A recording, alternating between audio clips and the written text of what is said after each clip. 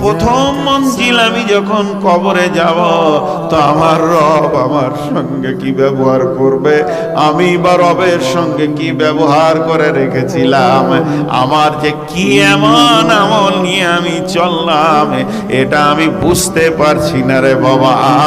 এর জন্য আমি হতাশা হচ্ছি, মওতকে ভয় করিনি।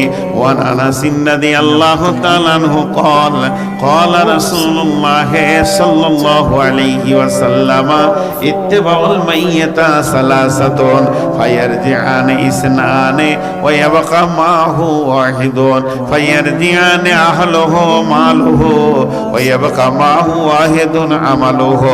আল্লাহর নবী বলছেন, যখন কোন মানুষ মারা যায় তার সঙ্গে কবর পর্যন্ত তিনটে জিনিস যায়। একটা হলো মাল সামান কিছু যায়, আর কি যায়, তার হাল যায়, আত্মীয় স্বজন যায়, আর 3 নম্বর যায় তার আমল, যে আমলগুলো করেছে সে আমলগুলো যায়। তারপরে যখন দাফন হয়ে যায়, তাকে যখন মাটি দিয়ে দেয়া হয়, ফায়ার জিআনি সিনানে, তখন 2টা জিনিস ফিরে চলে আসে, তার সঙ্গে হয় না। সেই 2টা জিনিসকে আহলহ মালহ, তার বংশ ফিরে